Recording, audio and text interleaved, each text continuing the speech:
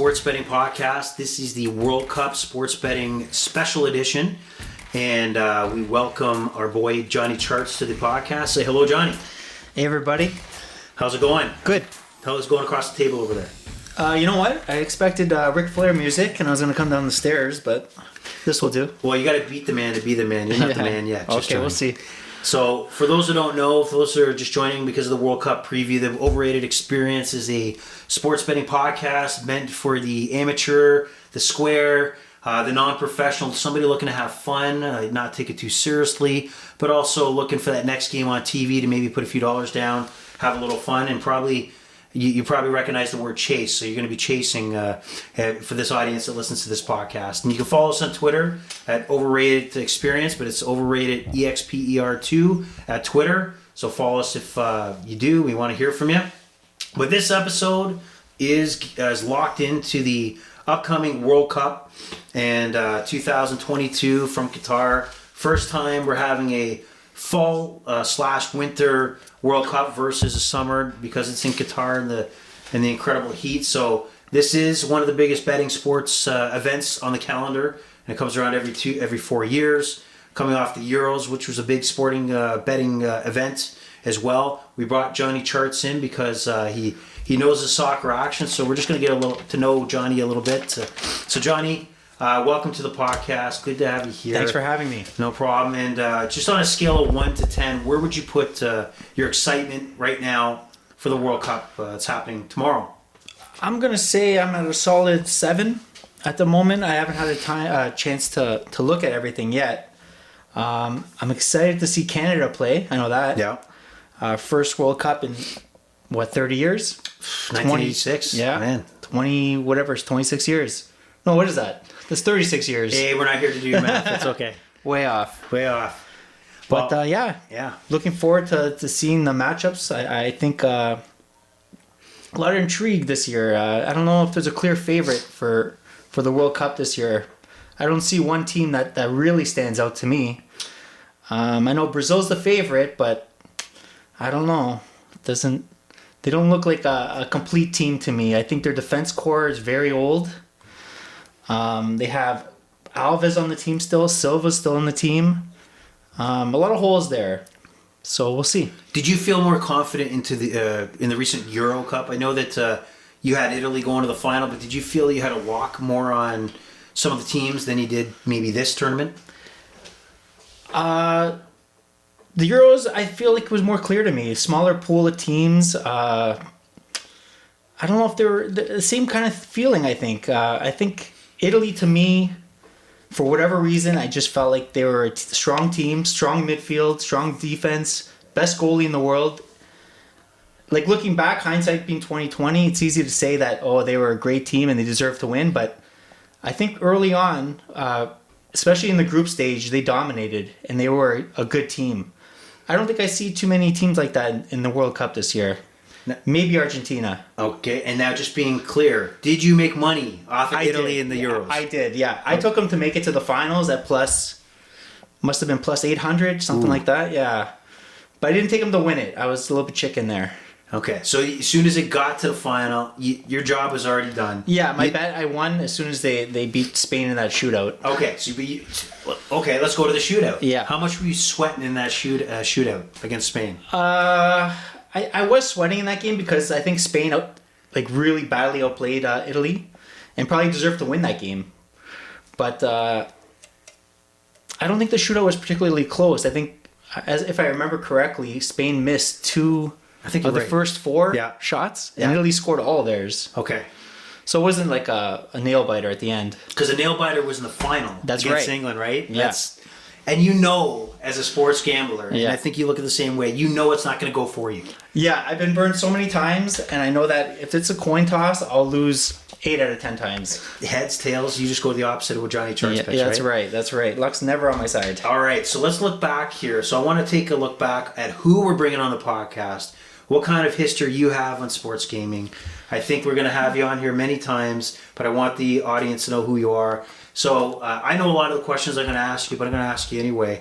What was your first experience sports gambling? What can you remember? See, I think I'm a veteran when it comes to sport. I think I was one of the first, at least of my friends, that got into it. I feel like I was good right off the bat, and I think that's maybe was probably a bad thing. Wow, that's a little high on yourself there. Yeah, yeah, it was like maybe beginner's luck, and I thought it was something I was really good at, but the longer I do it, the worse I get, it feels. I think early on I was just able to pick the winners, and it was just so much fun to make money as a 19-year-old kid in high school or whatever, putting down $300 to win whatever, $800, whatever it was. What was the first experience? Was it Proline? Was it Bowman's at the time? Now Bet365. What do you remember as that first area where you made those bets? Wow, tough question here. Putting you on the spot. I don't really remember. I don't think I was a big Proline better. Okay. I didn't like the parlays. Even now, I don't like betting parlays. I always stick with single game wagers. I always look for the plus money if I can get that. But yeah, I think I stayed away from Proline. The only Proline ticket I ever won, I remember I won $12 and maybe 33 cents, something like that. Oh. It was the game where Dan Marino faked the spike against the Jets, and he threw into the corner of the end zone. And I remember watching that and thinking, yes, $10 or whatever the profit was. Yeah, $10. I must have been 18 years old or whatever. I don't even know, but yeah, that was big. The feeling of winning. Got me hooked. It's a rush, right? So how many trips to Western Union did you make back in the day? Yeah, do you remember that? Oh, yeah. Having to call in your that number they give you and then waiting 3 hours for your money to end up in your account. Yeah, lots of trips. And what about those vanilla MasterCard days? Yeah, that was another thing. Going to the local gas station. Yeah. What it looks like you got. Yeah, I remember, yeah, I remember that, yeah. I just like you walk into the gas station, you buy the vanilla MasterCard, you get the look like, they want to know, what do you need this for? What are you doing it for? Why are you putting $500 on this card? Like, what's going on? And it's like, mind your own business. Yeah, your bank statement has $500 debit transaction at Shell. What are you doing there? Absolutely. And now, going into April of 2022, you, like me, are now in a world where the U.S. has legal gambling now in each of the states. In Ontario now, everything is ratified. Bet365 is quote-unquote legal. And how do you think it's changed? I just feel like it's more out in the open now. Like, you can't watch a sporting event without seeing a gambling commercial. Before it was more behind the scenes, like people had bookies. Now it's more out in the open. Everybody's doing it. It's accepted now. I feel like it's more common. Do you like the way it's going? Is it scary? Do you feel it's a little bit scary? Okay, I have kids now, you know what I mean? Like, all these kids being bombarded by these gambling ads. It's hypocritical to say because I do it, but you know what I mean? I didn't get exposed to this through watching Saturday Night Hockey or whatever. You know what I mean? It was kind of behind the scenes thing. I feel like a lot of people are going to be having problems in the future. You know what I mean? They're starting younger. It's more accessible. They're probably losing more money than they should at a younger age, which maybe cause them to make worse decisions. You know what I mean? I don't know what to say about that. I don't know if I like seeing gambling ads on TV. It's ironic because I feel the same way that I've done it forever, but I feel the effort put in to go to the Western Union, the vanilla MasterCard, or whatever method we actually had to get in a car or find somewhere that could serve you with what you need was almost the effort that limited the number of deposits you would make. Now it's like, a credit card, bam, it's in. Yeah, so it's almost like too easy for way too easy for it to be done now. Absolutely. So we're gonna, first of all, we're gonna cheers our beers so that we're drinking towards this podcast. Happy to have you on. Thanks for coming on. And we're gonna get into it. Okay, Kyle, I feel like this feels like a job interview. Oh, it might be, man. Why are you wearing a suit and tie? I just want to know that. I just want to make sure that you understand. You got to bring your A game. Okay. And before we go, I call you Johnny Charts. Now, there's a reason why I call you Johnny Charts, because you like to make old school, not Excel sheets necessarily. You like to put pen to paper. What is a chart? Tell me about the charts and what advantage you think it gives you. There's something about just having it down on paper where you can look at it. And, you can really think about what's going on. I feel like when it's on a computer screen, lines are changing and things are happening and sometimes you can't find what you're looking for. But when you have what you want to bet on in front of you and it's constant, you're able to just think about it better. And it just makes the picture clearer. And sometimes when you look at a paper full of stats, you can just find that one thing that stands out, and that's your value bet right there. Awesome. And I can tell you right now, my value bet going into this World Cup is Mexico to score over 3.5 goals. Okay. That's the one that pops out to me right away. Okay, that's a teaser. We're going to get there. Okay. And I'm going to ask you why you think that way, but hold on to that thought for a second. Okay. So we're going to get into the World Cup, but I want to know, I know that obviously you're not just a soccer bettor. You love the NFL like we all do. I just want to know, what is your experience on a Sunday afternoon? Some people like throwing on Red Zone. I think you like following on your laptop. Is that accurate, and why do you like it that way? Yeah, you know what? I don't like watching the games. I don't know what it is about watching the games. I get frustrated. When you're just following what's happening on the computer, you don't really see what's happening. The coach's decisions and the missed field goals maybe like don't affect you as much. You know what I mean? It's just something about watching the game and hoping something happens, and then the opposite happens. It tears you up inside, and it really affects your betting style as well, because like you're reacting to what's happening. Absolutely. All right, now we're going to transition to why we're here, why this podcast is happening today, and that is the 2022 World Cup that's going to go from November 20th to December 18th. Pretty much a month of action, betting action, early morning betting action, which I love. I know that one of the appeals of soccer, European football, is because of the times that we experience it very early in the morning. A Saturday morning, you get a cup of coffee, start watching. You know what? I'm going to save those questions because I'm going to ask you after we talk to the World Cup some of your betting habits for some of the other domestic leagues and some of the things you like to do. But let's get into the World Cup now. And we're going to kick it off on some of our groups, and we're going to go through each group. And what we'll do is we'll look at things like teams qualifying, who may win the division, maybe good bets you think that for teams that won't qualify that might be of value, and anything else that stands out like team totals. I know you already teased Mexico as a goal over in the goal total throughout the tournament, which is a great bet brought to you by Bet365, by the way. So we'll get into that, and it's free reign for you. If we bring up a group or a team or a country, you can bring up whatever you think is relevant for the viewer. So we're going to start off with Group A, and that is the host country, Qatar, and Ecuador kick it off tomorrow. But we also have the Netherlands, Senegal. The Netherlands is the favorite to come out of this as the group winner, and minus 225.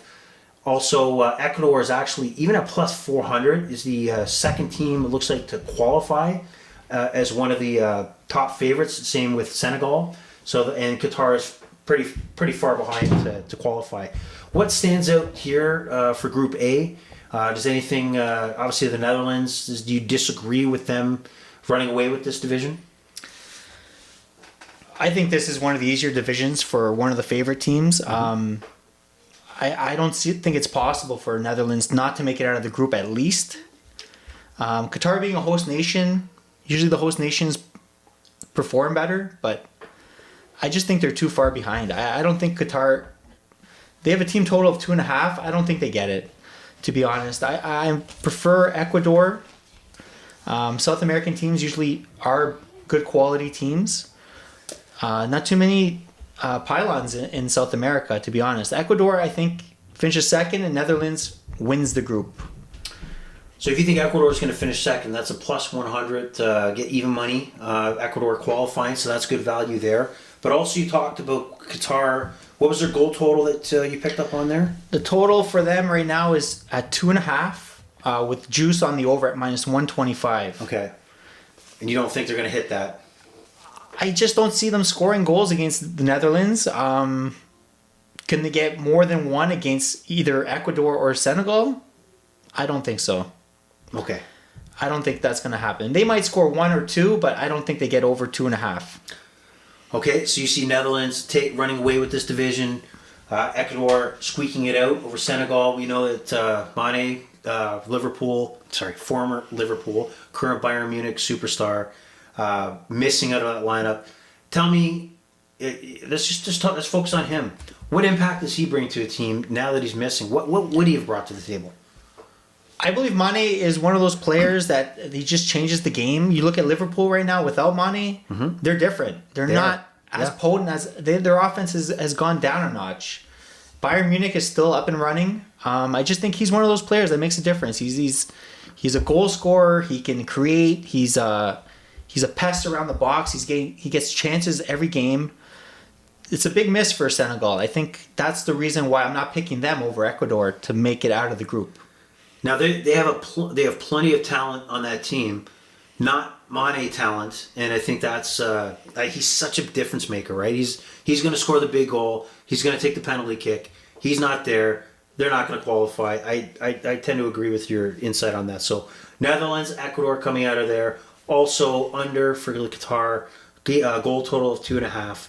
We move on to Group B, which is one of the more popular groups with England, which especially here in Toronto is a lot of English. Obviously, now what are your thoughts? And I'm going to go off the board here. This is not football related. But what are your thoughts of the English fans going over to Qatar to find out that their beer sales are not going to happen at the stadium? What are your thoughts on that? That's more important. I think this is one thing that's going to overshadow the World Cup, the actual games in the World Cup. I think we're going to hear a lot of stories about people getting drunk, drinking at the games, doing things that they shouldn't be doing in an Arabian country, you know what I mean, against their laws. I think we're going to have Brittany Griner times 100 here. I think a lot of people are going to be doing whatever they want and think they can get away with it because everybody's doing it. And we're going to have a lot of people possibly arrested, possibly, taken away. I don't know. I don't know how this is going to work because I feel like a lot of these guys that support England, like you watch England play soccer, a lot of these guys are very passionate.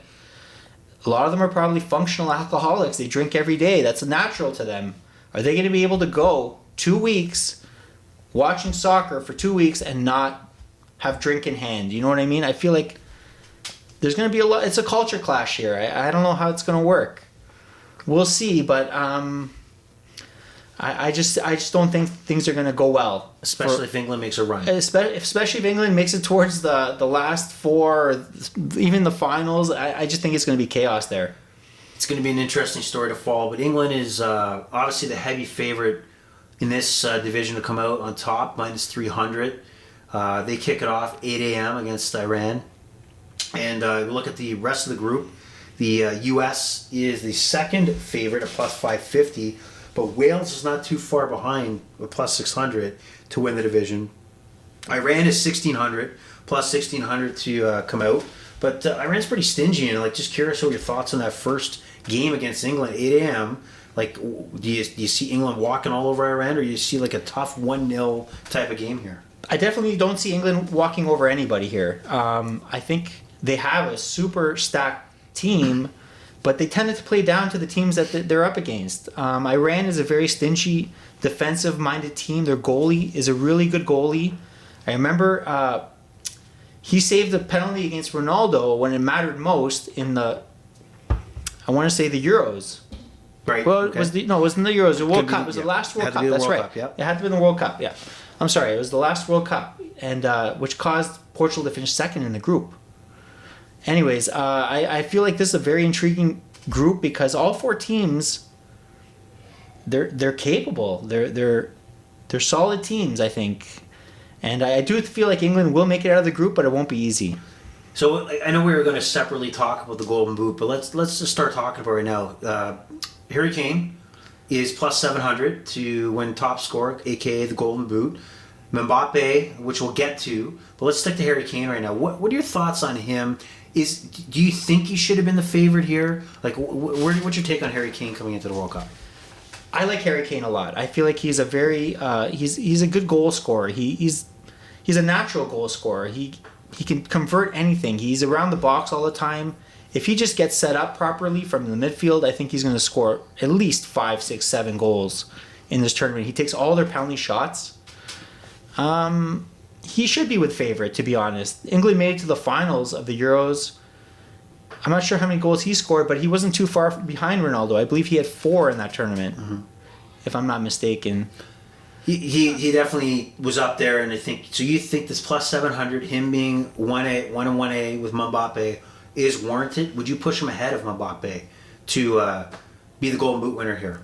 As far as money, putting money down in front of the counter here in Vegas, putting those dollars in front of that window. I think he should be favored over Mbappe. For some reason, I just do not like France this year. They're missing Pogba. They're missing their workhorse in Conte. Just heard today that Benzema is not playing. That's another big miss for them. I just don't think they're going to generate the chances that Mbappe's used to getting. And he's a guy that, he needs open space to score. He's not a guy that he's going to win a header and score a goal. You know what I mean? World Cup soccer is different than club soccer. It's very tight. It's people, they try the whole game. Everybody's trying their balls off. There's no let up at all. And I feel like Mbappe kind of suffers from that. He's more used to the open style. He needs open space to run around a player and score. I just don't think France has what it takes this year to make it far. Right, and then just heading back to the England versus Iran matchup on Monday. Is there anything there that sticks out to you? Minus 300, England draws plus 375. Iran is plus 1,000. Let's see the over/under here. I love over/unders. 2.5. Is that? Well, 2.5 is plus 130. And we're talking about obviously the Golden Boot favorite in this game, and we're talking about a plus 130. That tells you about tournament football. Much different than domestic. Do you like anything on the board for this particular game on Monday? You know what? I just feel like this is going to be a very low-scoring group. I don't think there's going to be a lot of goals scored. I think there's going to be a lot of cards, but I think all four teams are going to defend hard. It's not going to be easy for anyone. I do think England does advance, but the second place, I don't know. It's a toss-up for me. I don't know if USA deserves to be number 2 on that list. I just see that they're inexperienced. I just feel like they should maybe be 3 or 4 in that group. Do you like Wales? I gotta feel that you like Wales coming through there. Wales is a sneaky team. I don't know what to say about them. You know what I mean? They're not a great team, but they're not a bad team. They're a team that has Gareth Bale, who does make a difference. And when he's the focal point, he performs better. He did that in Tottenham. Real Madrid, he became the second fiddle there, second, third, fourth fiddle, and we saw how that played out. But when he's the number 1 guy and he takes all their chances, he performs. So I think Wales, I would rank them ahead of the United States based on experience and based on Gareth Bale. I just feel like Gareth Bale makes a difference, whereas USA doesn't have that one guy that can carry the load. So plus 137 Wales to qualify. You think there's value there? I do think there's value. I think Iran also has value. Iran? The World Cup is when you talk about World Cup and Euro Cup, you can look at the names on the paper, but you got to look at teams that perform hard. Talent always loses to teams that work hard. What's the saying? How does the saying go? Working hard beats talent when talent doesn't work hard. Yeah, you got it. I feel like Iran is a team that's going to try hard for 90 minutes. And they're going to be tough to score against, so you never know. They can sneak out a win against the United States. They can sneak out a win against Wales. There's value in Iran. You know what's funny there is I think if we had 3 more beers in, I think we would have set it for 15 minutes for you to work that out. You got it. I think you got it. You got it. The hamster was in the wheel. Okay, all right. So Iran is plus 300, and I guess things go haywire. Let's say if England drops points on Monday, it just messes everything up. And how significantly do you think teams change the way they play if they're fighting for points? So let's say England draws Iran. Does that change the U.S.-Wales matchup? Like, does that stop one team going for the 3 and trying to at least come away with a point? Do you think that changes a lot of things? I would say no. I think teams stick to their game plan. It might improve their spirit, thinking they have a better chance now. But I feel like it's not going to change too much if England ties the first game or even loses the first game. It's a crapshoot. That group is tough to call. I don't know. I think England's going to win, but number 2 could be anyone. Well, you're not as convinced as you were in Group A, where the Netherlands should easily take that division.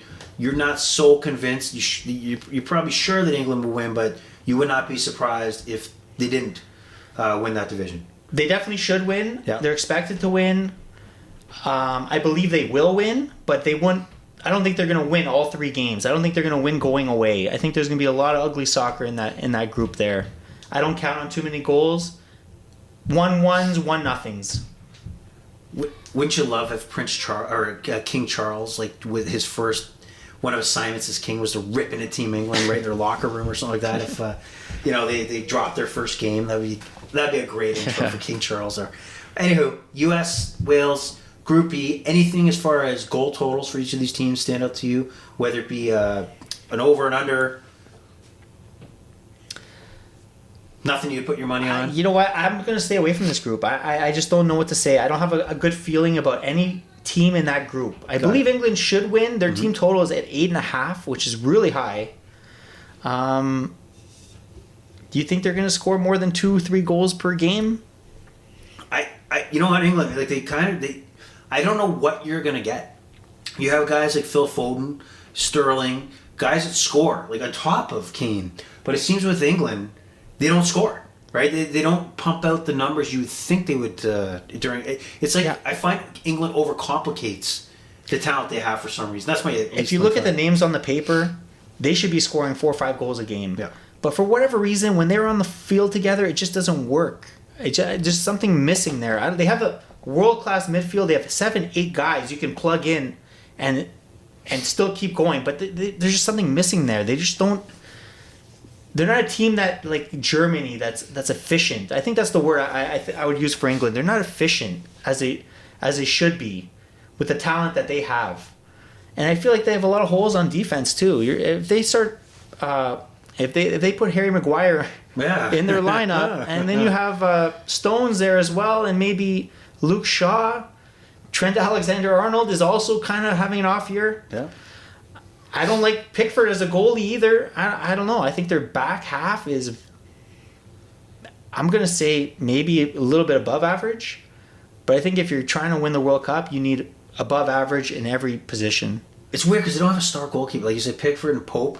It's just I prefer weird. Pope and I prefer Ramsey over Pickford. But Pickford's the one that has the experience. He was at the Euros. He made some key saves in the penalty shootout against Italy. But he's not a goalie I trust. He's not a goalie that will stand on his head. You know what I mean? He's not going to win a game. He might lose a game, but I don't feel like he's a good enough goalie to win the game. So that's why I don't put England as my number 1 or number 2 or number 3 favorite for this tournament. Got it. Okay, we're gonna shift on to I think you're gonna have a lot of thought. This is my bread and butter. I knew it. Group C. Group C. So I know you're gonna talk about Mexico and some of the bets you like there. I'm going to give you the floor for a second to talk about Messi. And before you get into who's going to win this division, let's say this is Messi's last swan song. He's obviously got, a Champions League run with PSG still to go. Who knows how long he's going to be with PSG. There's talks about him going to MLS, part of ownership with Inter Miami. I mean, he's on his swan song. He's on the back nine for sure of his career. If somebody was listening to this podcast that doesn't know what Messi brought to the game, if you had 30 seconds, I'll give you a 30-second window here to talk about Messi, what you think his impact all time is. I think Messi is a guy, even though he's considered one of the greats of all time, he actually he's criminally underrated. He brings everybody up on his team. He elevates everybody's game. He's a different player than Ronaldo. Ronaldo is a guy that's more focused on Ronaldo. Messi's a guy, he's always been about the team. He'll do what he has to do for the team to win. And I feel like this is the year that Argentina actually has the team to compete for the finals. And if they avoid a few other teams, like Brazil, I don't think they match up well against, and France, they don't match up well against. But I think Argentina as a team, they have everything it takes to win it this year. It's just a matter of having the luck go their way. Like, they get the lucky bounces, they get the lucky calls, they avoid a few teams, and if they play it to their potential. I believe their streak is on, I could be wrong here. How many games have they been undefeated now? They haven't lost a game since from the Copa America? Against Brazil. Okay. That's the last time they lost. That was 2 years ago? That was yeah. They haven't lost a single game in 2 years. They're on a roll. They crushed Italy in the Super Cup. Sorry, what's the... I know what you're saying. They crushed Italy in that game. And Italy was on just won the Euros the year before. So I think Argentina has what it takes. It's just a matter of putting it all together and having a little bit of luck go their way. How important is when it comes to tournament football like this is matchups. You talked about Argentina you liked unless they face certain matchups in the knockout stage. How important has that been over each of the Euros and World Cups, that depending on what team falls into your lap, that determines how far I as a team can go? I think that's one of the factors of these tournaments is who you have to play against. Not too many teams can play against 2-3 of the top teams and survive. You know what I mean? You need a little bit of luck there. Argentina has the potential to face France in the knockout round. If they do face France, that's a very tough game for them. They lost 4-3 the last World Cup against, I think it was 4-3 or 4-2. That was the year that France actually won the tournament. So I don't think France is a team that they want to face. Where do they struggle in the matchup? Like when you said that they would struggle, like where's the struggle? I think Argentina is a complete team, but I think that they can't outgun a team like Brazil or a team like France. I think if they face a team that's more defensive minded and Argentina is able to possess the ball more, those are the teams I think they prefer to play. But France is a team that has Mbappe, very tough to cover. I don't think Argentina is going to be able to cover Mbappe. Brazil's got a load of talent all over the field. That's a tough matchup for them. I know Argentina just beat Brazil in the Copa America, but it was a game that probably could have went either way. And to be honest, Brazil probably outchanced Argentina and just couldn't convert that one goal that they needed. Got it.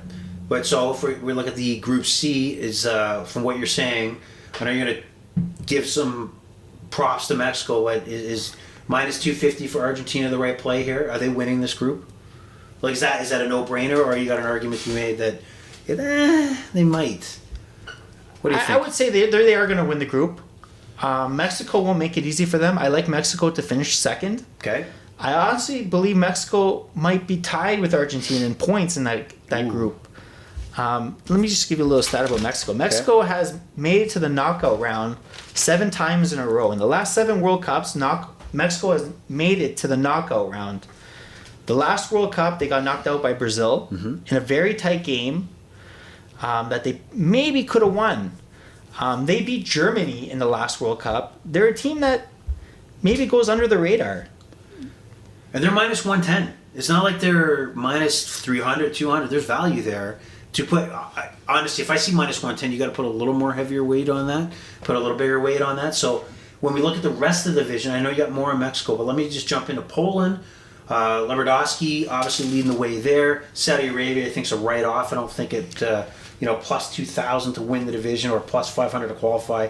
They're going to be the whipping boy of that group. So Poland, though. So Poland, how do they match up against Mexico? And do you see the value in Mexico? And compare the two teams. I think Poland is a team that relies too much on Lewandowski. You take him out of the lineup, I don't know what you have left there. It's a mediocre group, I would say. I don't know if they can. I just think that they rely on the one player too much, and when you do that, it's a recipe for disaster. Because Lewandowski, if he doesn't perform, then they're not scoring. Whereas Mexico is a total team. You can't really say one guy is vital for that team. They're a team that tries so hard. You know what I mean? And like we said before, teams that work hard are the teams that make it far. Now let's go. Okay, so I'm going to go back a step. Argentina opens against Saudi Arabia. Now what shocks me is that the juice is only minus 150 on the over 2.5.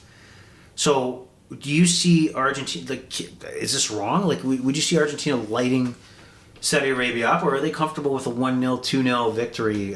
Like, how do you see this playing out in that first game?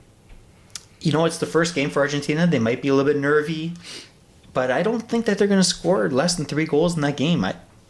I just don't see what Saudi Arabia brings to the table. I don't follow the team. I don't know anybody that plays or is from Saudi Arabia. But, when you check the scores, you always see that they're losing 5-6-0. And that's against teams from Asia. I just feel like Argentina should be making a statement with this game. It's a good opportunity for them to start off on the right foot. I think they bring their A game, and I think they score at least 3. You know what's funny, though, is I think that at some point, as long as I'm going to know you, somehow it's going to be a season of Saudi Arabian football that you're going to start following, throw me bets, take the cards, take the over-under, in the Saudi Arabian football, whatever their first division is called. You know what? You might even go second, third division in Saudi Arabian football. We know it's going to get there because you're such a degenerate. I draw the line of Saudi Arabia football. Okay. If I start following that league, is there something going on there? No, I don't. I've lost all hope. Okay, all right, we're going to see. But we also have the first matchup is Mexico-Poland. That's an interesting matchup, right? That looks like a 1-1 game to me, or 0-0 or something like that. I feel like they're both teams that they know that game is super important to both teams. I don't think that they're going to play freewheeling football. I think it's going to, or soccer, whatever you want to call it. Yep. I just feel like it's going to be a very tight game, and I don't see more than 2 goals in that game. Okay, but there is something you do like about Mexico, and that is their team total? Team total, yeah. I like the team total over 3.5. When you have Saudi Arabia in your group, you can count on at least 2 goals there. Am I wrong about that? How do you feel about that? Especially if that first game against Poland is a draw. Let's write off Argentina that lays out Saudi Arabia. They're going to probably be pumping goals against Saudi Arabia. You're absolutely correct. So 3.5. Let's say the 1-1 pays off, they already got 1. They need 3 more goals. You tell me they can't score 3 more goals in 2 games, especially against Saudi Arabia being in the mix? So you love that. And then you got a chance if they make it out of the group as well. And what was the odds on that again for the over-under of the 3.5? When I first wrote this down on my paper, I have it at plus 100. So you're getting plus money for that bet. But you know what? I checked it before I came here today. The line has actually moved to minus 135. So when that happens, that's a really positive sign that maybe the line is wrong. So I'd maybe jump on that before it hits 4.5. So do you still like it at minus 135?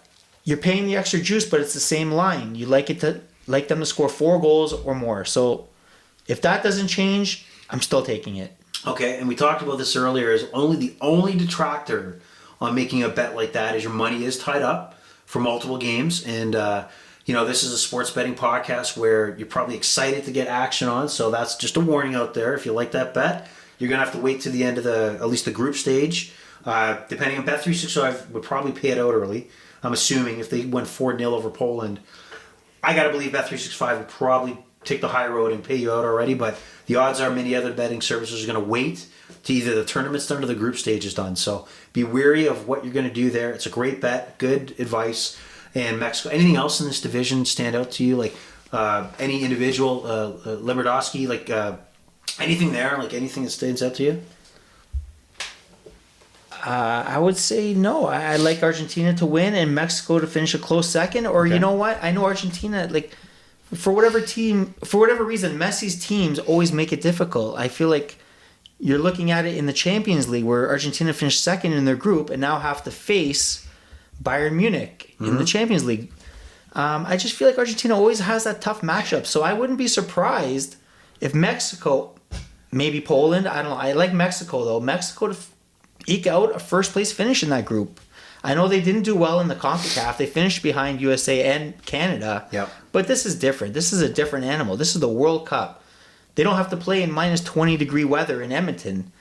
So I think Mexico is a team to look out for. I think 3.5 goals for them is achievable. They're my dark horse for that group. I think they make it to the round of 16. They've done it 7 times in a row. Why not make it 8? And at plus 100, there's value there. Absolute value there. So as we transition out to Group D, we talked about you weren't necessarily sold on France so much, but they are obviously the favorite here. So France is a minus 225. Denmark plus 225 to win the division. Plus 1,800 for Tanzania. And plus 1,600 for Australia. France obviously the heavy favorite in here. Do you see anything going against France to win the division? Maybe you're not favorable for France in the knockout stage, but as far as the group stage, is this not a cakewalk for them? It should be. I would say it should be. But France is one of those teams that there's just bad mojo right now. I feel like they're missing a few of their key pieces. Conte, their workhorse, is not playing. Pogba, he's out, and now I'm just hearing Benzema is not playing in their tournament. So there's 3 guys in their starting 11 that won't be there. I don't know if they have the pieces to fill that hole now. You know, are you going to rely on Griezmann now and Rabiot? I don't know. They're super talented for sure, but I just think it's bad mojo. They're just starting off on the wrong foot here, and when things start bad, they finish bad. I could definitely see Denmark sneaking out a first place finish in this group. Okay, so I mean, you're not locking it in. You're not pointing to it as a gimme or a like hot take. It's more of like you would not be surprised if that plus 225 pays off for Denmark. It's not a lock that France will necessarily win this division based on some of the things you talked about. I think as a gambler, you need to do things sometimes that feel wrong. It's value. You know what I mean? Do you want to take France to score more than 10.5 goals? I don't know. Is Mbappe going to score all 11 goals that you need? I don't know. Who else is there? Who's there for them now?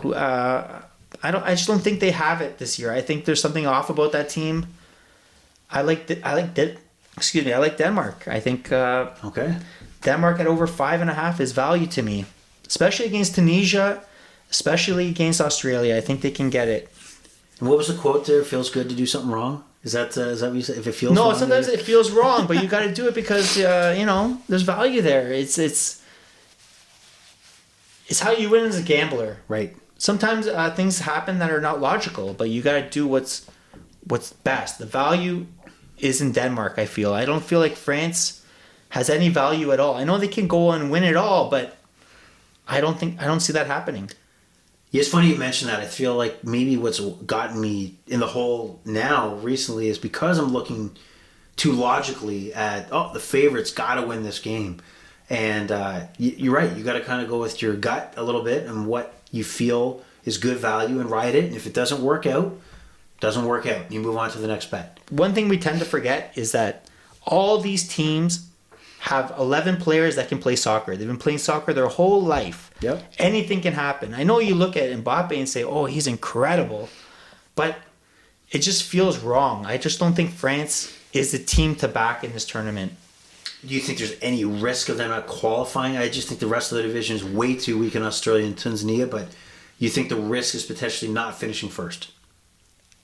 That's right. Okay. I just feel like France, for whatever reason, in my mind, I have them finishing first or second. And I feel like they're going to match up against Argentina, which is what tends to happen with with Messi's teams. Messi gets screwed over. He always gets screwed over. I don't know what it is about the draws with him, but he always seems to find the toughest matchups in the knockout rounds. Any goal totals, anything else in this group that stands out to you worth noting, or is this kind of, let's move on?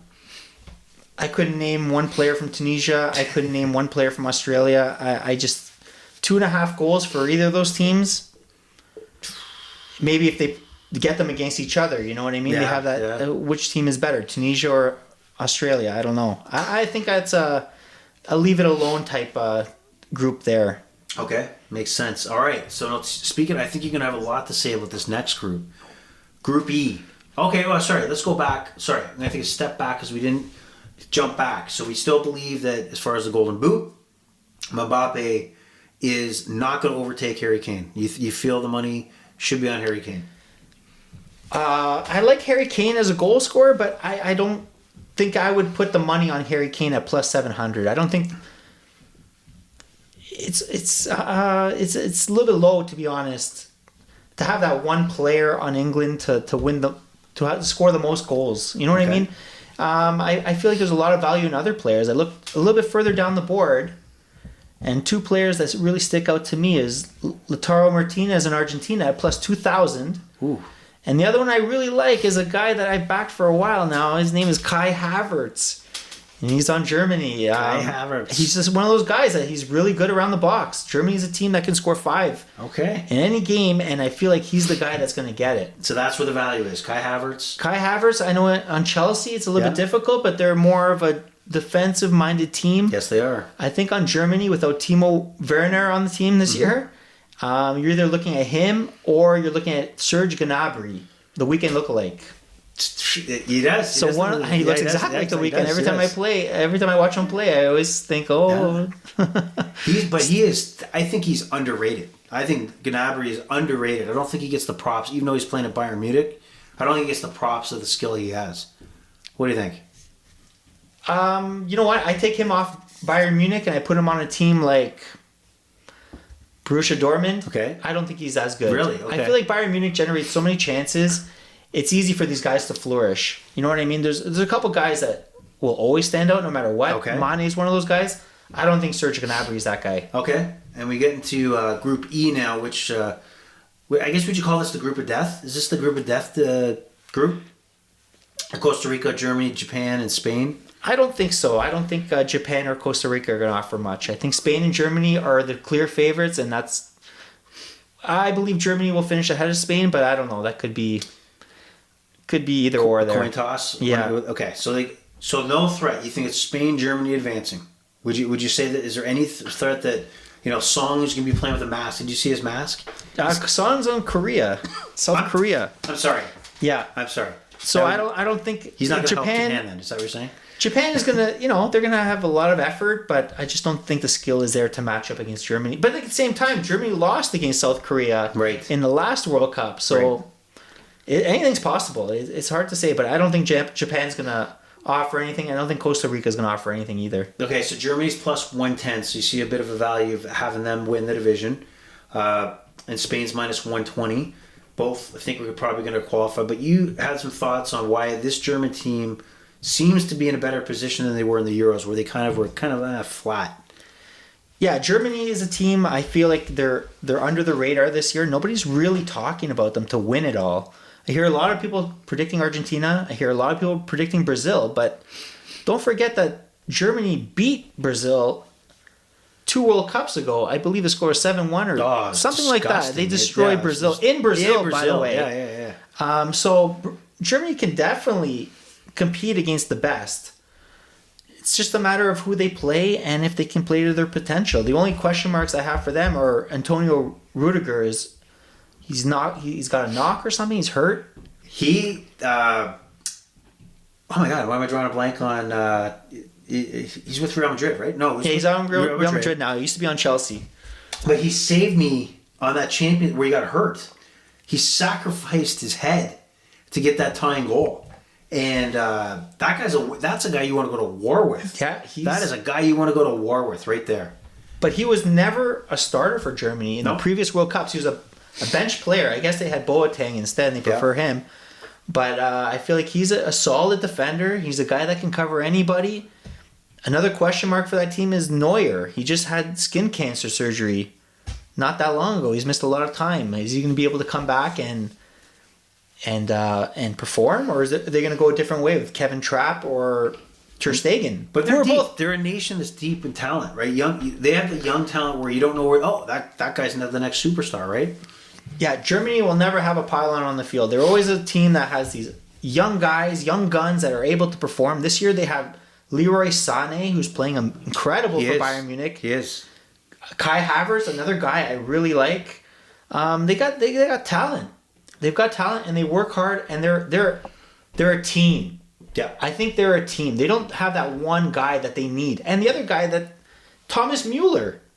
Is he like 65? I looked up his age the other day. He's only 33 years old. That's impossible. There's no way. I know. It feels like he's been in the last 10 World Cups. It feels like the Captain America whole concept of him being frozen coming back is exactly the Thomas Müller story.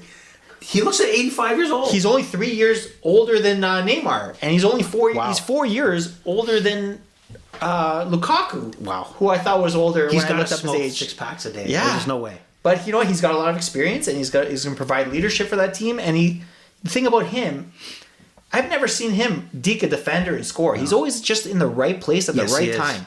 And he scores those clutch goals. Like a flaring leg, like he just knocks in a corner, or something. Or gets that header, like he's a ghost the whole game, but then he's just there and he scores a goal that is so important. He's a winner. He's a winner. That's exactly what he is. He doesn't run fast, doesn't shoot hard, doesn't do anything very well, but he's a winner, and he knows how to win. He's a pathetic human being.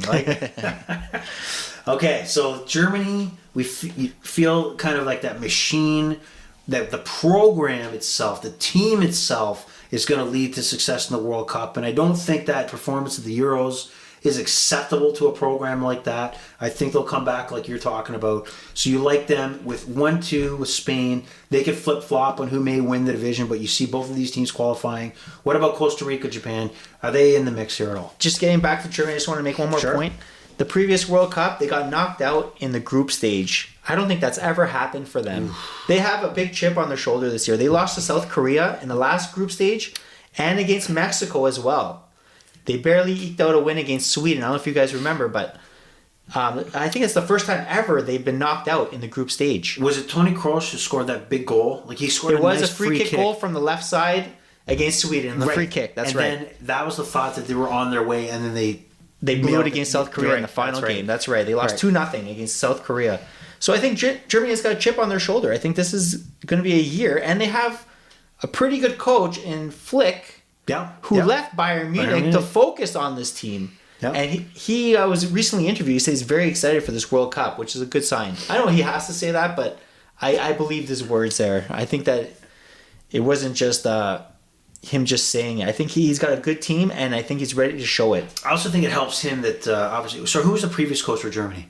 It was Joachim Low. Joachim Low. Like the nose picker. Yeah, like sniffing his fingers. Finger in his nose, Low. Yeah, but... I think because he led the team at the Euros, that not coming off like a Euro championship, I think helps Flick that it's his team now. Flick has always been a part of the team. He was the assistant coach for a long while under Lowe. So now he's got the reins, and let's see what he's going to do with it. We'll see. Anything as far as goal totals here? Any other wagers that stand out to you? I'm just trying to look at the... I really didn't look at the first matchups of this group, and the first...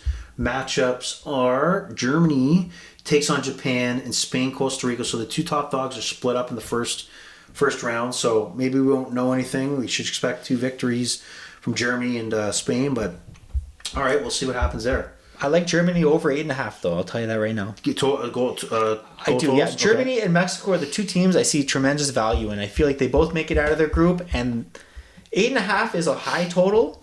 But they are playing Japan and Costa Rica, and I feel like Spain is not a defensive juggernaut. They're a team that can give up 1 or 2 goals. Okay. And then, obviously, you're expecting Germany to make some sort of a run.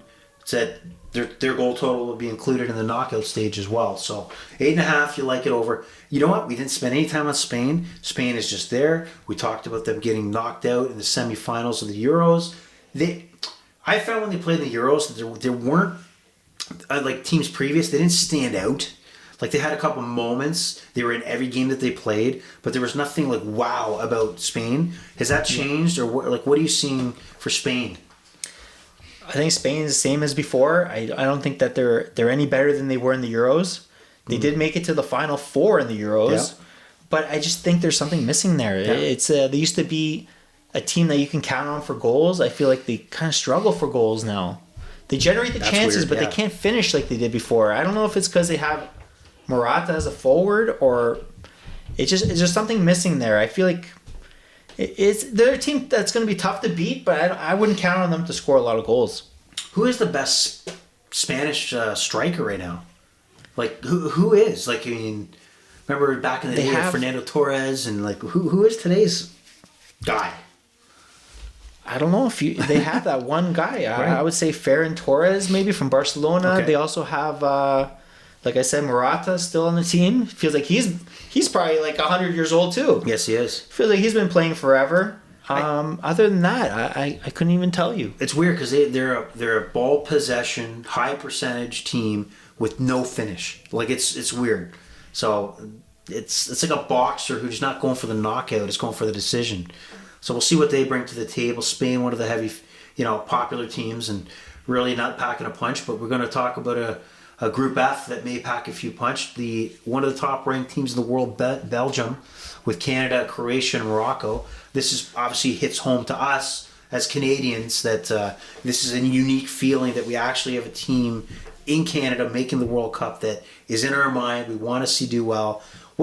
Before we get into the division, as a long-time footy fan, obviously you loved the run with Greece. Your family's heritage is Greek, and like the Euros back in the day, that was a big run for you. Yep, 2004. 2004, you were proud there. That was a heavily defensive Greek team that took out Ronaldo in the final, which I know you like that. They actually beat Portugal twice, the first game and the last game. Okay. And Greece was the lowest ranked team in that tournament, which makes it even more outstanding. They weren't middle of the pack. They were the actual last place team in the tournament. How did you even know that conversation was going to come up? Because you seem like to have a prepared statement just right there. tattooed on my brain, I guess. I'm ready to come out with that fact. And then also I want to bring up, you know what, and I maybe could have saved this earlier. You have World Cup experience. You got to go see Greece play in the U.S.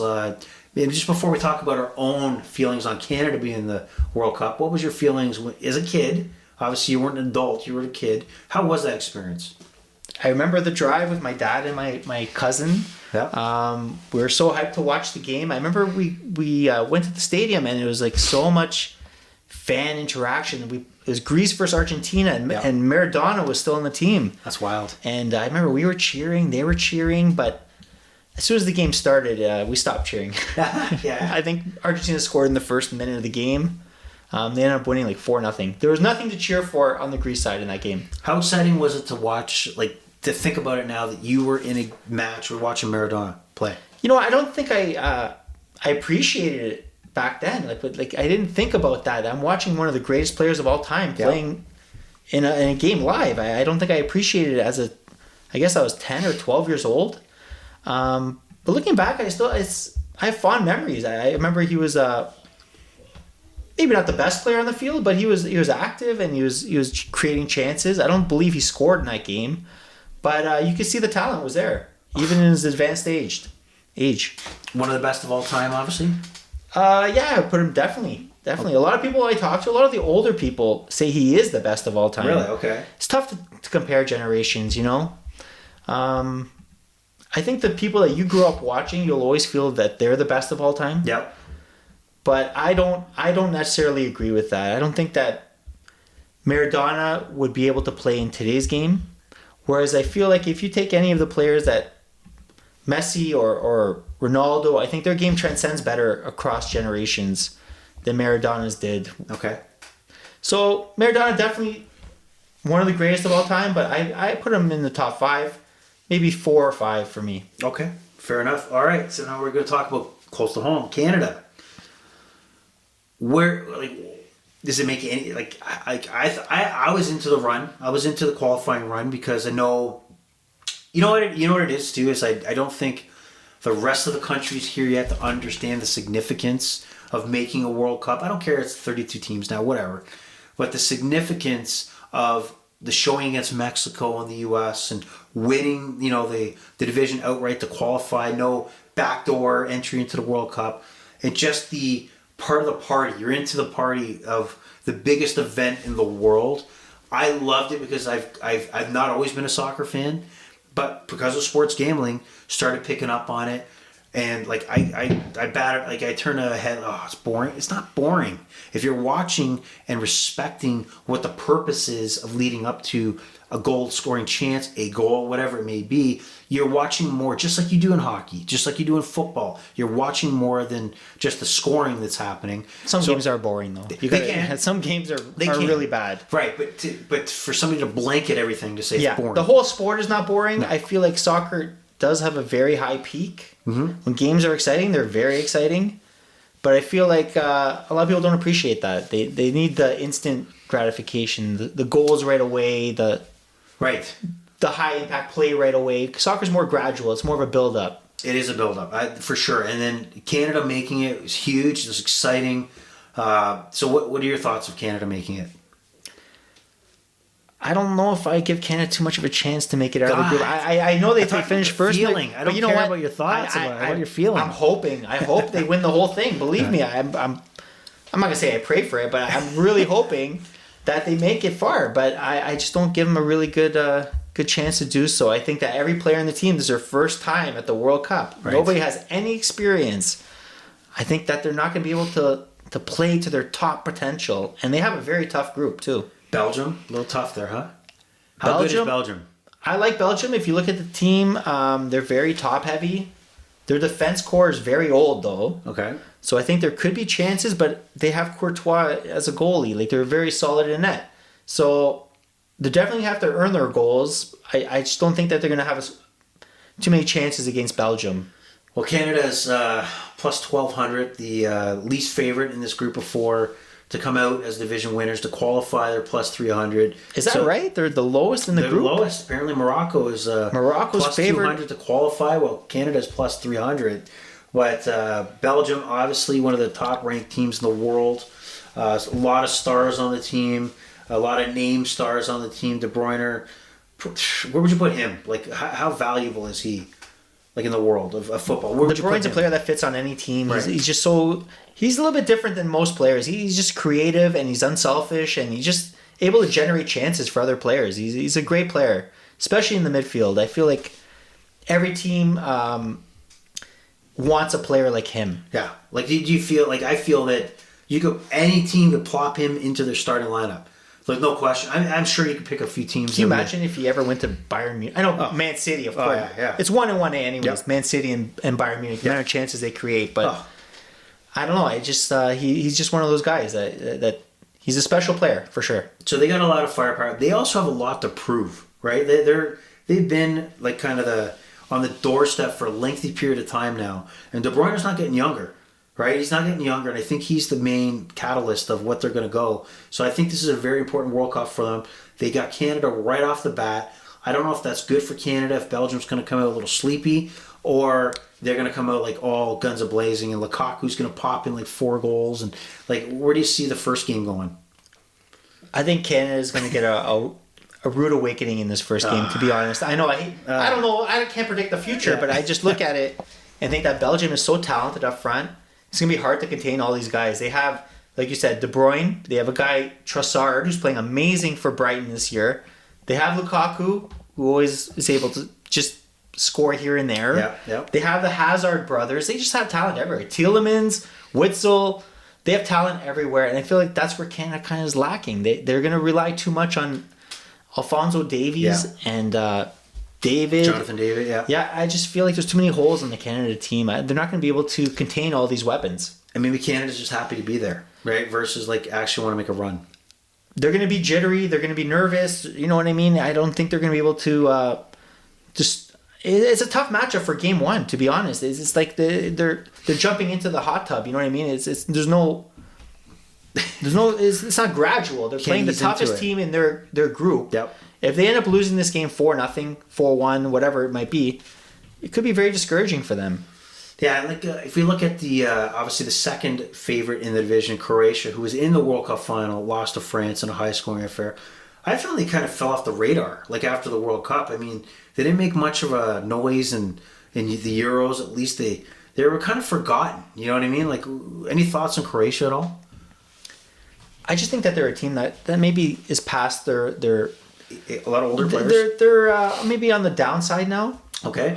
They reached their peak and they're kind of in that middle zone now. I don't feel like they're a team that will make it far. They're probably going to make it out of their group, but I don't feel like they're going to make it past the round of 16 this year. Okay. And they're Modric is their probably central figure. He's 37 years old now. He's the same age as Ronaldo. Yeah. I don't see it. I don't see it from Croatia. Okay. Any thoughts on Morocco? Anything there that stands out to you about Morocco? I know they have the shortest player in the tournament at 5'2" on that team. Okay. Other than that, I couldn't tell you. I couldn't tell you anything about Morocco. I don't give them a chance. I think Croatia and Belgium first, Croatia second. I think that's the way it's going to go. Okay, so there's no shock here. There's no wild, like, I mean... I'm hoping Canada can do it, but it's a big mountain to climb. It's more hope. You're not betting. They're not in an easy division. Yeah. If they were with Qatar and Ecuador, maybe I would say, yeah, they have a chance. But, you know, it's two tough teams, and then you have Morocco, who might be at the same level as Canada. I'm not saying you're going to do this, but if you had $1,000 to burn, would you put $1,000 on -163 Belgium to win the group? Would you feel that confident that they'll walk away ahead of that group? That's a lot of juice for that, especially because anything can happen. I don't like it. I don't like that bet at all. I don't think the value is there to bet $1,000 to Belgium to win the group. They might lose on a tiebreaker, and you end up losing $1,000. Yep, you're right. Bad way to start the tournament. Bad way. There's better bets than that. I think. -1,000 already. All right, now going on to Group G. Now, is Brazil the top dog in this tournament? Brazil, Cameroon, Serbia, and Switzerland in Group G, but Brazil, they're the favorite to win this tournament. Is that warranted? They're definitely the most talented team in that group, Okay. without question. Switzerland is one of those sneaky good teams, though. They always play to the level of the team they're playing. You know what I mean? When they play a good team, they always rise. They knocked France out of the last World Cup. Right, they did, yes. Sorry, it was the last Euro Cup. They knocked in the penalty shootout. Yeah. But they came back from a deficit in the second half. I believe they were down 2-0. Yep. And they ended up tying that game. But Brazil should end up winning the group. Second, I'm looking Switzerland. Maybe Serbia. I don't know. Would you put any money on it? I mean, like, you're not really going to put minus 275 on Brazil to win the division, especially not minus 1200 to qualify. Is there any money place here in this group? Or does Brazil just have it and, like, anything that would make some money or makes sense to put some money on? You know what? This is a very tough group. If you look at it, Brazil should win it, but then second, you have Cameroon too. They're always one of those teams too that seems to step up in the World Cups. Right. So is there value in the plus 400 there for Cameroon to qualify?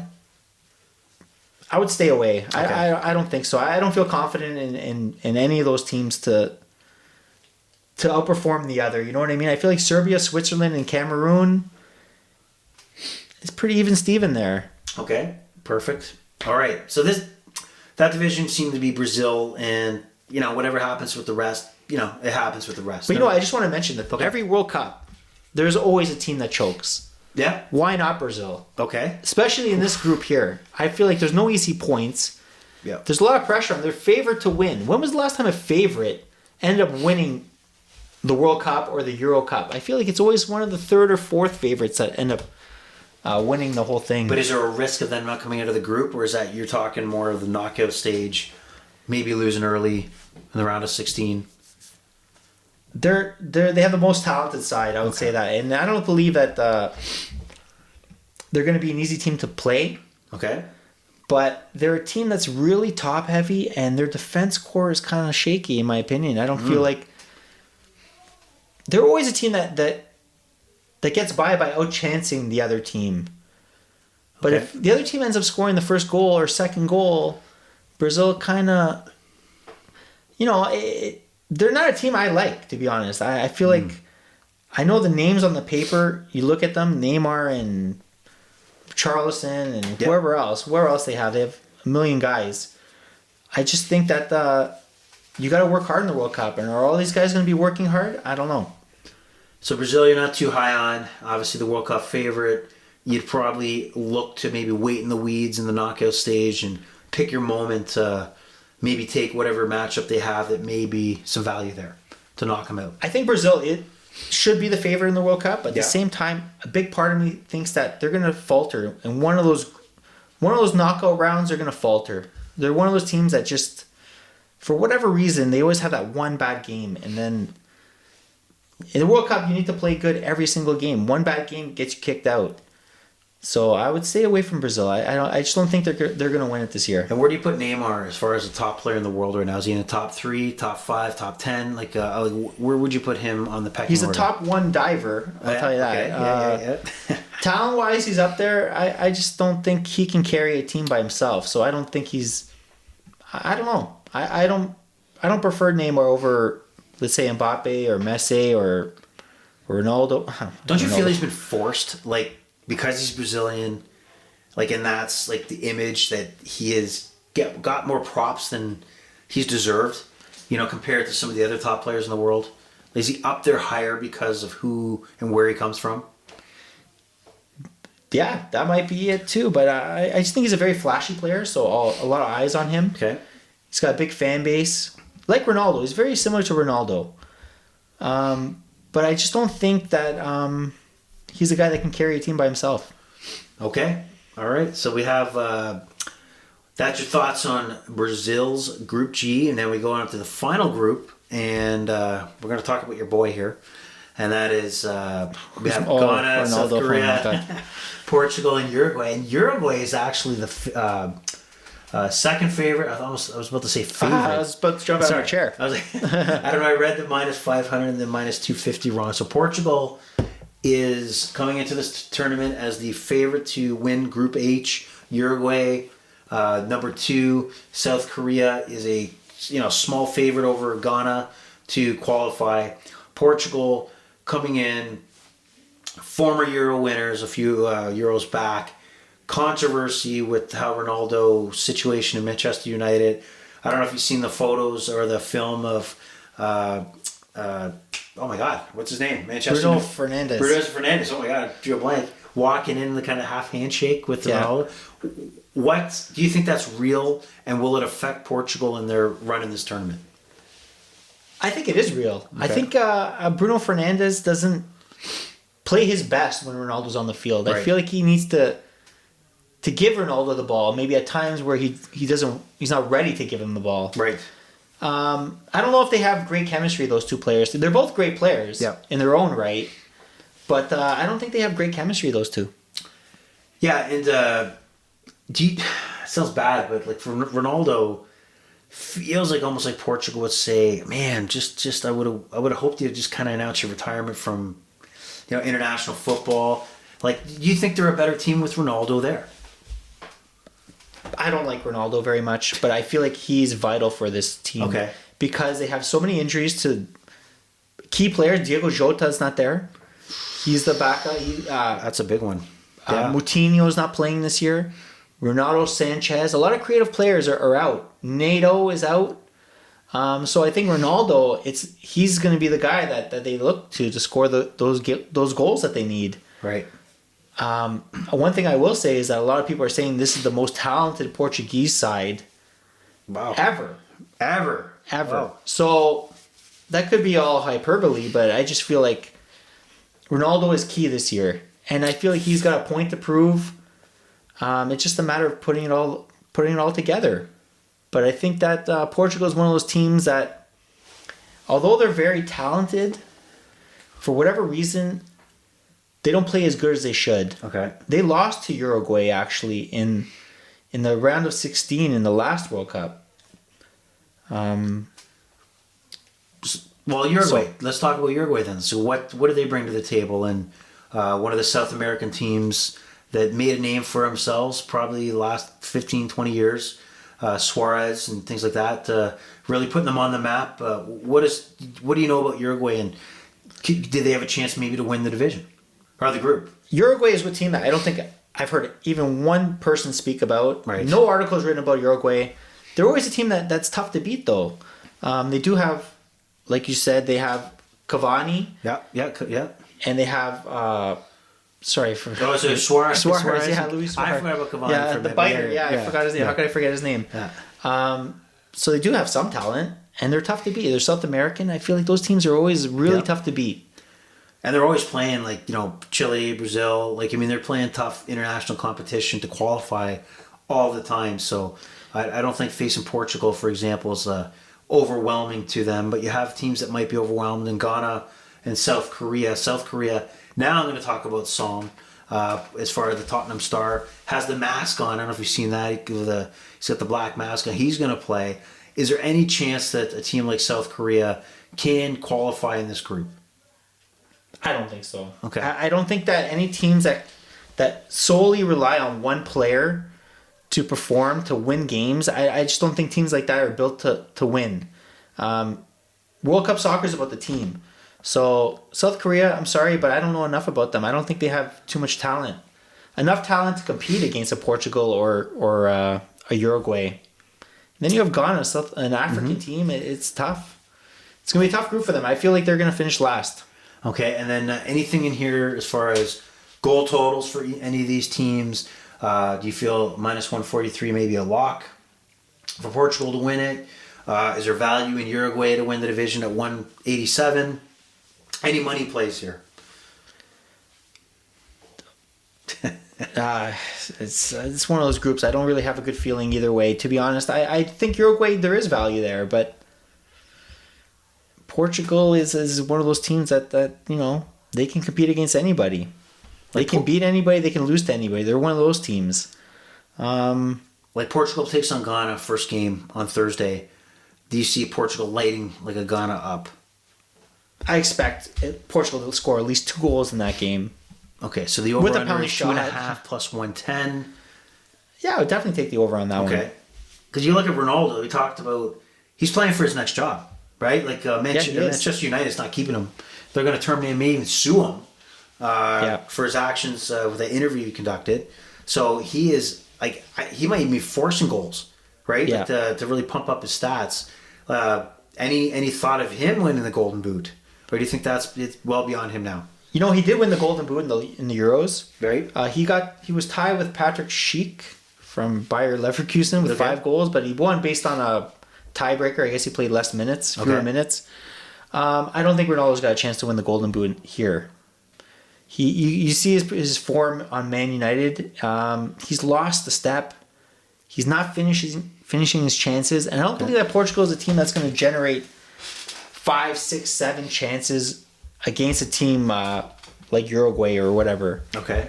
So I know Ronaldo's always buzzing around the net, and he always gets his garbage goals, penalty shot goals, but I don't feel like he's worth the play for the golden goal in this tournament. Okay. What's sorry, I don't have it in front of me right now. So do you have the odds of Ronaldo winning the Golden Boot? Yeah, I have it right here. It's plus 2,000. So he's the same as he's 5th favorite behind Kane, Mbappe, Messi, and Neymar. Okay.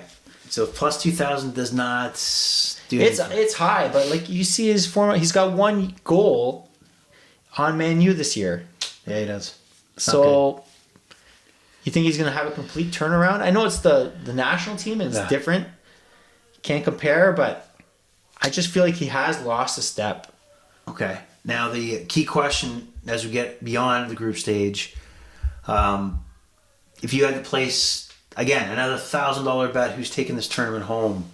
Who are you riding to the final? I know there's a lot of what ifs, a lot of matchup issues, but right now, obviously, with a futures bet, you got to make your decision ahead of time. So what would it be? $1,000 on any team to win the World Cup. Any team to win a World Cup. You know what? A lot of people are saying Brazil. A lot of people are saying Argentina. So right off the bat, I'm taking those right off my list. I would say I would put my money on Germany. Ooh. It's a team nobody's talking about. They're always super talented. They work hard. They got a good coach, good goalie, good defense, good midfield. They've got goal scorers. Maybe not the names that people can recognize with Kai Havertz and Serge Gnabry, but they're young and they're fast. And speed kills in soccer. It does. Leroy Sané is playing incredible soccer for Bayern Munich. I feel like they're going to get a lot of goals. So putting $1,000 and a plus 1,100, what's it going to get us if you did that? What would the payout be? 110,000? 111,000? What is it? No, I think it's less than that. Let's not go crazy here. Come on. Isn't that plus... I can't sign it to my Bet365 account, so I can't right take it now. down. Yeah, it's got to be 100,000. $1,000 on Germany. Yeah. Let's get the final What's the answer. line? 1,100? 1,100. $110,000. Do it right now in front of our viewers. Are we that bad at math? We can't figure that out with our calculator? Yeah, that's pretty bad. The internet's really brought me down. All right, so that wraps up the World Cup look, but I want to not end it by talking about, as the World Cup ends and we get back to domestic play, what kind of games do you take? I know you take a lot of second division, third division, a lot of plays like that. What stands out to you? Why do you like betting those types of games? How do you know who to pick? Tell us a little bit about that. I think that it's just like anything else. You follow it a little bit. You start to recognize which teams are good, which teams are bad, which teams are mediocre, which teams get a lot of corners, which team gets a lot of cards. You know what I mean? You start recognizing patterns, and you establish like a pecking order. I feel like German League 2, Okay. a lot of value there.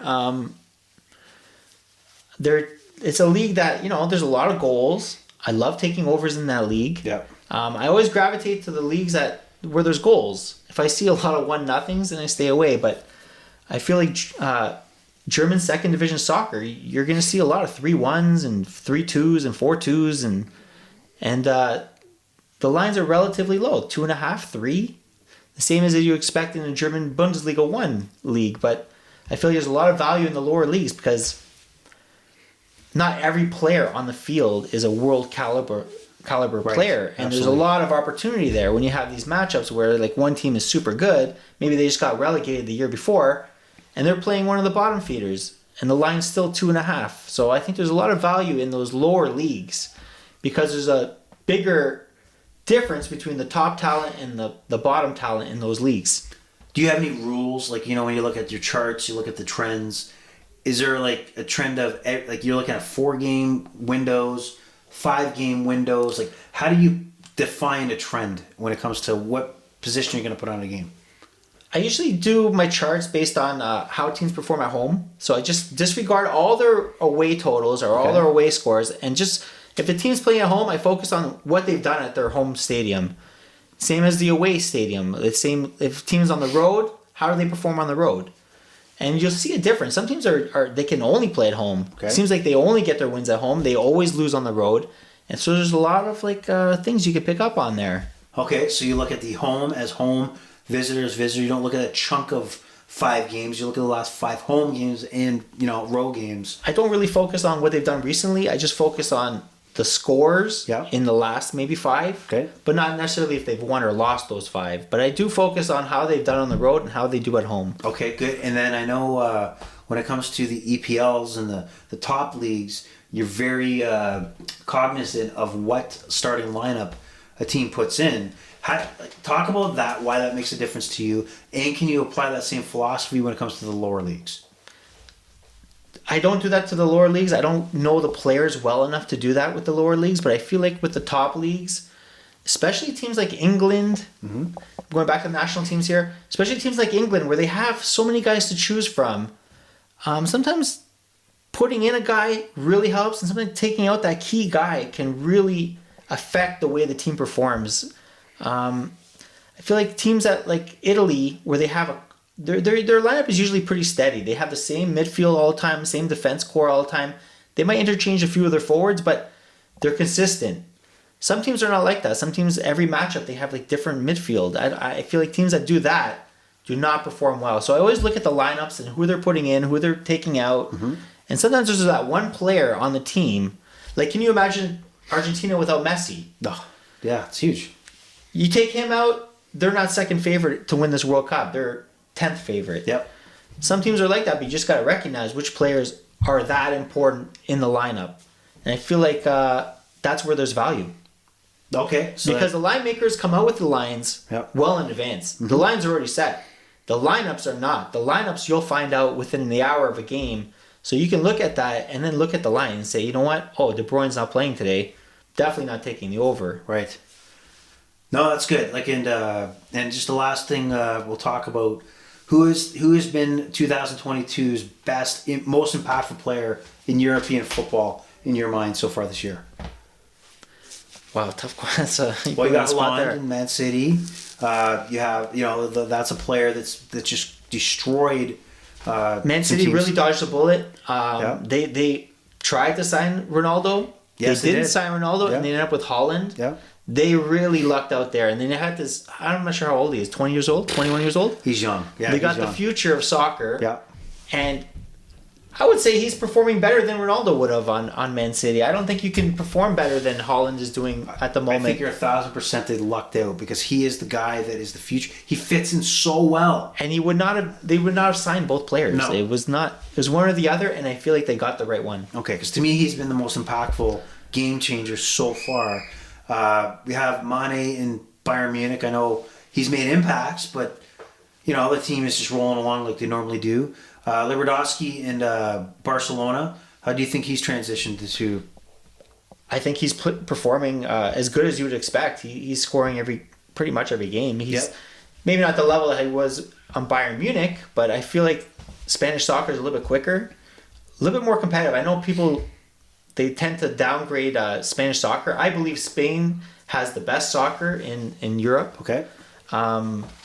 You look at the top 5 or 6 teams. Every time they're in a tournament like Europa, they always make it far. They end up winning Champions League. Last year, Real Madrid won Champions League. They came out of nowhere. They beat Man City. They beat PSG. They beat all the top dogs in Europe. Yep. So to say that Spanish soccer is lesser than EPL, I know EPL's, it's front and center, and everybody thinks that EPL is number 1, but I feel like the top teams come out of Spain. All right. Consistently. Awesome. Okay, that's good stuff. Now, maybe going forward, obviously you are beyond just the world of footy and soccer. It's football and other sports out there. So we'll try to get you on the podcast for more. I'd like to thanks for joining. You kicking me out now? I'm Is that time to leave? I need a fresh beer, so we need to end this. So I just want to say thanks for your time, Johnny Charts. Hope you had a good time doing it, and hopefully you want to come back. It's for fun. It's for the average person, just like me and you. And there's a lot more me and yous that are just starting up after April, and this whole thing became legal. So I think this puts a good face on the average person who's got a 9-to-5 job and also enjoys it and takes a passion and wants to be good at it. So thanks again for joining. Any last words from Johnny Charts? I'm calling it right now. Mexico over 3.5, Germany over 8.5. Those are my two picks. Those right are there. locks. Those are locks. I never say lock, it's gonna be but lock. those are my plays for sure. Especially the Mexico one. I feel like that team total is a little bit low for that team. Okay, so those are the two. If you had to take anything of this an hour and 25-minute podcast, those are the two plays. You probably mentioned 2 minutes into the podcast that we could have just saved. I'm kidding. But awesome time. Let's have a final cheers here. My beer is kind of empty, but we'll cheers anyway. Thank to you. Sports gambling. I just want to ask, when can I see my family again? Kyle, you got me captive here in your basement. Well, then that Mexico pick pays off. Then you can definitely get out of here. So between now and December 20th, whatever it is. All right, everybody, thanks for joining the World Cup sports betting preview. Overrated experience, over and out. Talk to you later.